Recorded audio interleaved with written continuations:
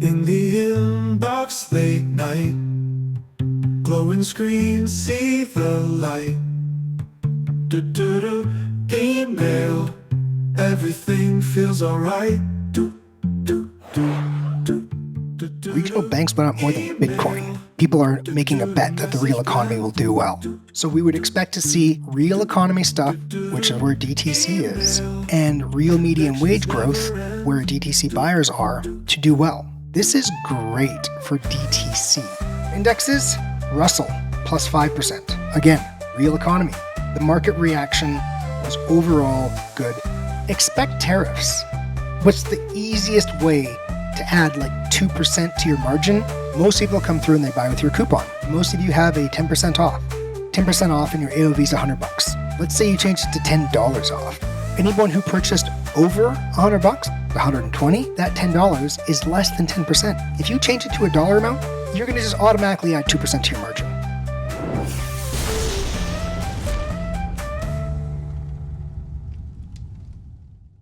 It's the world's best email and retention podcast, and I'm your host, Jordan Gordon.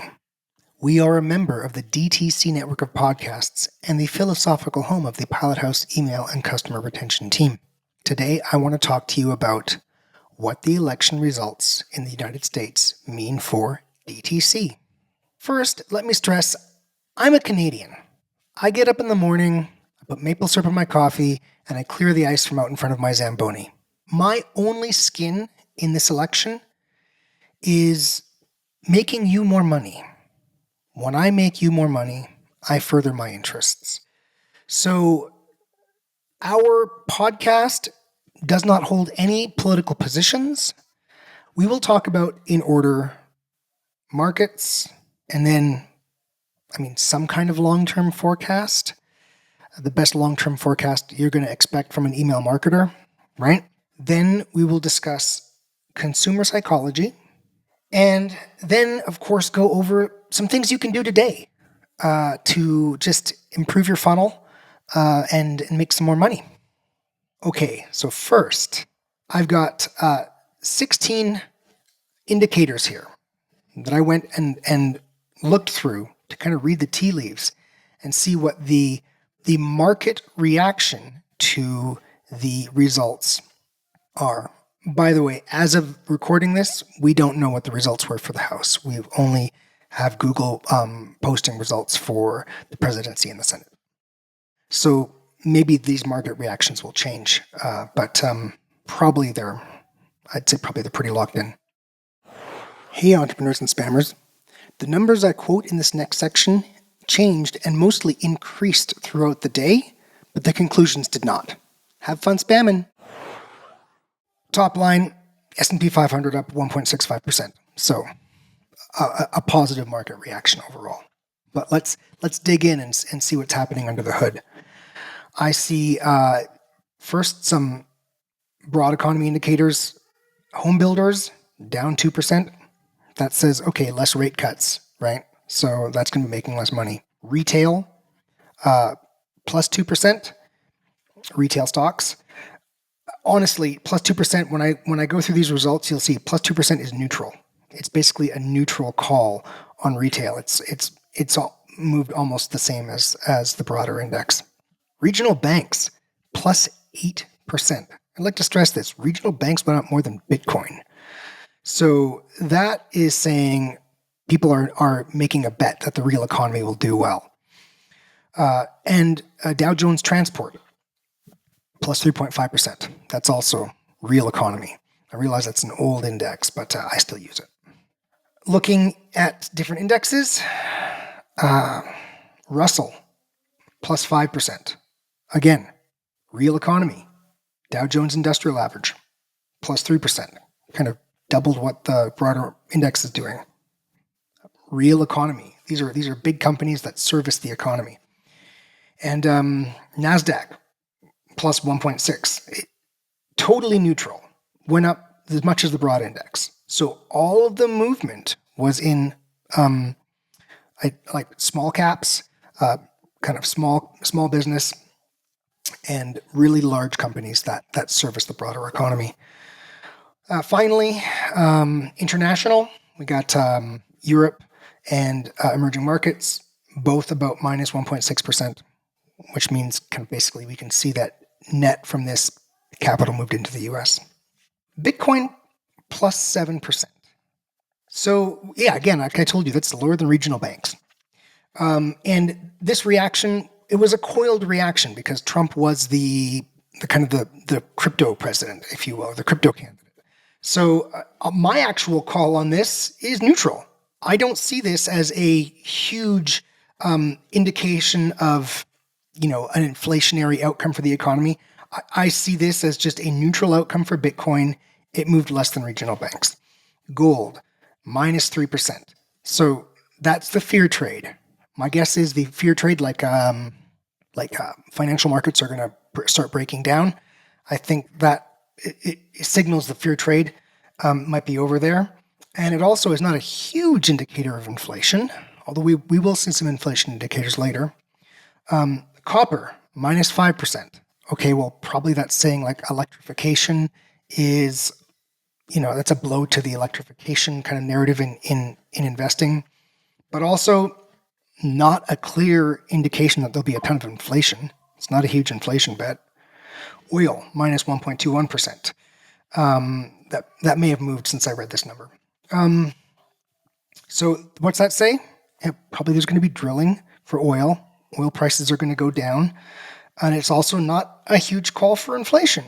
So when I look at kind of Bitcoin, gold, copper, oil, if we call Bitcoin a commodity as well, I don't see a huge shout that inflation will come out of this, although each of these have their own idiosyncratic drivers beyond that. To see them all not doing this crazy thing kind of says that that the big Trump inflation call from this looks like maybe the market thinks it's a bit more muted.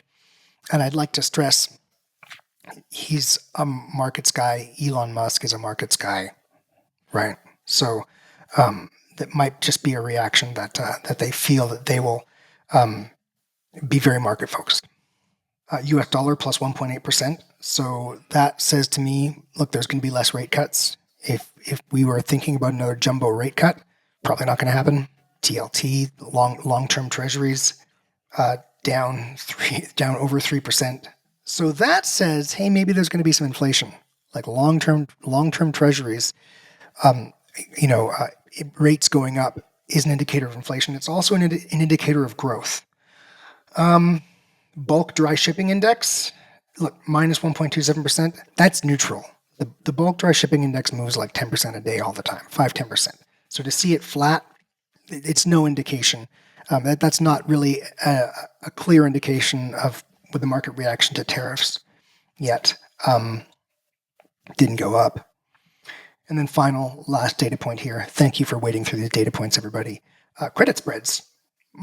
Now, my measure of credit spreads is GOVT over HYG. I apologize, that's technical, but it's basically like government bonds divided by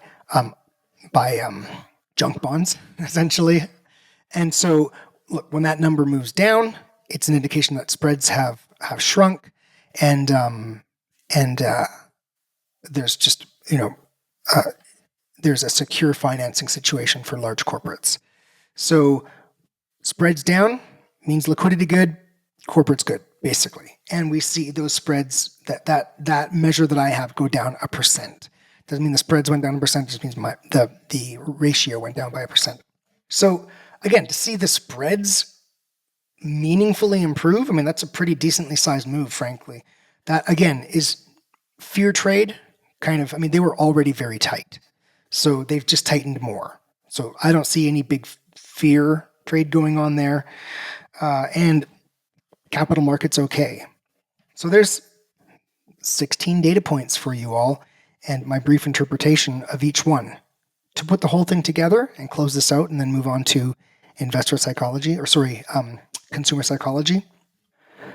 My read on this is overall good. That's my read. The market reaction was overall good. Should not be surprising. Trump's a markets guy. He gets up in the morning and tweets about the stock market, right? And then kind of has a Coke and a burger. It looks to me like mix of inflation and growth. I mean, that the big drop in treasuries is noticeable. It's a noticeable move. But I would say from looking at this, it's like 2/3 growth, one-third inflation. So probably, we can expect not as much liquidity as we were expecting being added into the economy is my guess. And so maybe, things will get a little bit tight from that. Real economy is back. I don't know if the real economy left, but basically the real economy, the signal is it will do well. And importantly, that would mean I would think that we would have a repeat of real median wages increasing. Under the original Trump presidency, real median wages increased, which is kind of like it indicated that it was just a larger paycheck for working class people, and working class people largely are Trump supporters. So we would expect him to give generously to his supporters. Of course, that's how politics works. So we would expect to see real economy stuff, which is where DTC is, and real median wage growth, where DTC buyers are, to do well. So my call on this is great for DTC. Again, no political opinion, just the market reaction to this seems to be that it is good for DTC. Also, I think this is just the market reaction. Capital, it will probably move to the US as a result of this. So maybe if you are looking for financing, capital raises might be something in the next couple of years. This is 1 day of data, so now I'm really being speculative, of course. And final point on this, look, we've had some, slow months, right? I'm sure a lot of people out there have had some slow months. I think that we can probably safely say that there was a real recession, although maybe not a nominal recession. There was so much liquidity in the economy, so much money pumped in the economy that it'd be crazy to think the economy on nominal terms would shrink. Although a lot of people had to tighten their belt a bit in the last little while as central banks reacted after the COVID stimulus, all the stuff that's happened in the last few years. It's been pretty wild. So my guess from this is that we will see the end of a real recession for broad chunks of the economy. I think we still had not a great jobs print recently. Unemployment ticked up. It then ticked back down. It ticked up to an important level under the SOM rule. It ticked back down. It's, the central banks are trying to protect the employment market. My guess is the kind of economic bottom was in, and we will see a return to kind of the overall economy climbing a wall of worry and just incrementally ticking up. So my call, again, this reaction looks to be good for DTC. Okay, so how about consumer psychology?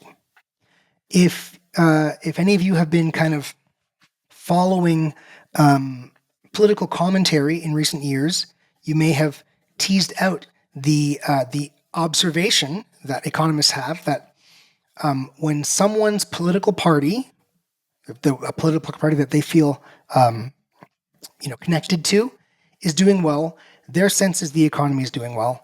And when someone whose political party is not doing well, if their party is not doing well, their sense is the economy is not doing well, right? So we have a group in the economy who just had their guy win. The Trump voter is going to spend. So look, if you sell motorcycles or something like that,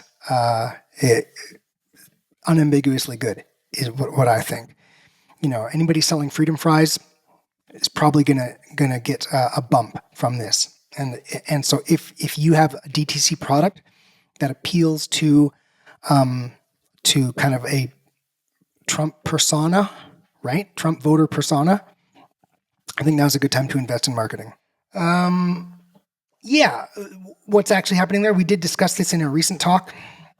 When people are in the mood to spend, it requires less psychological manipulation to get them to click, which decreases your cost per click, which feeds through and decreases your overall marketing, your overall cost to market. So, what would be a great thing to do right now? Let's start from top of the funnel. Meta, right? Seems to me like it's a good time to go into your demos, into your demographics inside of Instagram and Facebook, and target the Trump voter, right? And see if that group suddenly has a better CPC, because it's going to take less impressions to drive a click, because they're going to be in the mood to spend because, their guy won, right? Further down on Google, when we get to intent, go into your long tail keywords and start playing around with some long tail keywords that the Trump voter might search, and see if those long tail keywords are giving you a better CPC. Now, on to kind of email and retention, where this podcast is focused. Let's just shift to that, of course, now. I can't say this enough. If you want to drive more first-time buyers, you have to learn to drive more repeat buyers. So if you shore up your bottom of funnel, you have more free cash flow to invest in the top of the funnel, because there is a lower cost to reconvert an existing customer than there is to bring in a new one. So for starters, I try not to pump our service too much, but while we're here, I'm going to pump our launch pad, because a lot of our audience is kind of small entrepreneurs. So thinking into 2025, we have a service the email launch pad, which is, it's no frills, no gimmicks, but the emails look good. We send out campaigns. The emails look good, and they perform, right? We're not sitting around telling you how great you are all day and bringing you tea and coffee. We're just sending emails and getting results. If you understand that and you expect an austere program, a lower touch service, but you just want those results and you're small and starting out, it's got a pretty good price. So look, consider that, or, if you don't want that, consider in the new year focusing on that, so you can start converting a bunch of the prospects, and reconverting a bunch of the buyers that are in your list to start to get some dry tinder if we do get a bit of a bump from this. Reactivation. So this is I'm going to give you our strategy on this. Reactivation flows. This is what I see all the time. Someone's got a reactivation flow, and it starts at day 75 after a purchase, and people are sending campaigns then anyway, right? So it's just not really adding anything. I gave a whole talk on this previously on the DTC podcast. You can go find it. I've got some diagrams and everything. But basically, you want to spread the peanut butter completely evenly across the toast. You don't want any part of the toast to not have peanut butter. You don't want any addresses that aren't addressed, that aren't marketed to. So reactivation should be for people who haven't been active for a long time. So if you are very strict, and I mean very strict, like pull out bounces, pull out spam complaints, you can go back a couple of years with a reactivation and troll through to get addresses. Now what happens? Those addresses, if someone opens or clicks, they go back into your engagement window, and then they're getting campaigns, right? They go into your AdSense and Google retargeting, and they just start getting ads, right? Those old addresses that most people leave for dead, our philosophy is no address left behind, right? So we have all the tactics to reach back there.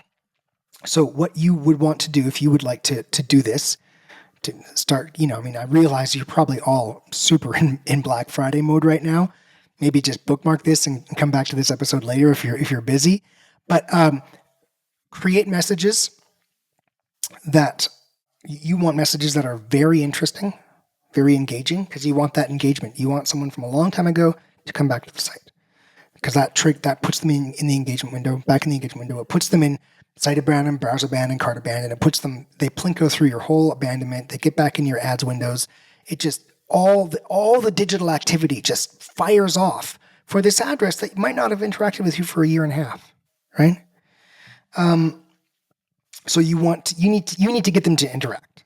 So try, if you've got like blog post or whatever, some of your best, most engaging content, and dynamic blocks like bestsellers, recommendations, what's hot right now. Those dynamic blocks are very easy to set up in Klaviyo. So then you've got a product a recommendation that makes sense for them, and you've got some great content they can click through to go to the blog post. So whether they want merchandising or whether they want aspiration, you've got something for them, right? And even if it's an open, and of course, I assume everybody out there has removed all the Apple Privacy open garbage from their segments. Even if it's a true open, they will end up back in your engagement segments. So some people just from an open will end up back in. But the click, man, if you get a click, it's amazing, because they're going to get the site abandoned, the browser abandoned, the cart abandoned, the checkout abandoned, wherever they got in your funnel, they're going to get the messages. Set this thing up. So make a bunch of messages. Make a bunch of messages. You can reuse them. I mean, don't send the same one every month, but obviously if you're going to reach back very far, let's say you're going to reach back, certainly safe to reach back a year. If you are experienced, I recommend reaching back 2 years. If you are inexperienced, just do 1 year, just do a year, because your campaigns, if you're smart, your campaigns are stopping at like 60 or 120 days. And there's all these people that you just stop talking to. And what you want to do right now is draw them back in, get a rush of revenue from them to then go and make the investments up funnel in Google and Meta that I just described to make some money off of what's just happened with the political results, the election results. So have it make a bunch of messages, reach far back. If you reach back more than a year, I would recommend that you only message people who've clicked before, right? Don't just message everybody going back years, please, everybody, right? Be judicious. Margin. So expect tariffs. Sorry, I forgot to put this in my prognosis earlier, but obviously if I were you, I would expect tariffs. That means if you've suddenly got, your costs for products shipped from overseas are increasing, it's going to pinch your margins. So look, what's the easiest way to add like 2% to your margin? This is the easiest way for you to do this. Most people come through and they buy with your coupon, right? And most of you have a 10% off. Let's just do a scenario. 10% off and your AOV is $100. Okay. Let's say you change it to $10 off. Well, some people, anyone who purchased over $100, like if they spent $120, that $10 is less than 10%. So if you go and change your 10% to $10 or whatever the number is, if you have a $50 AOV, change it to $5. If you change it to a dollar amount, you're going to just automatically add 2% to your margin, right? I don't know how much the tariffs are going to affect your overall revenue, but look, that's just a freebie. I'll just give you guys that one. And you can go in and start really, really squeezing the rag on your margin. In closing, I'll say that what I see here, it already confirms some of what I've seen just in regular business activity. There were times in this year that business was incredibly slow. And right now, business has picked up. So if there's anybody out there who's thinking, should I be kind of investing in marketing right now? A lot of people are investing in marketing, right? So if you have the means, my recommendation is you do. It looks like that this was the market reaction to this was positive, and it looks like positive for the real economy, positive for DTC. And if you are, of course, at all concerned about making that investment, as I say pretty much every episode, then go and drive more repeat customers for cheap and take the profits and invest the profits up funnel. This is the sustainable way to grow your business. You can't scale without email. Thank you all. Have fun spamming. In the inbox late night, glowing screen, see the light. Email, everything feels alright.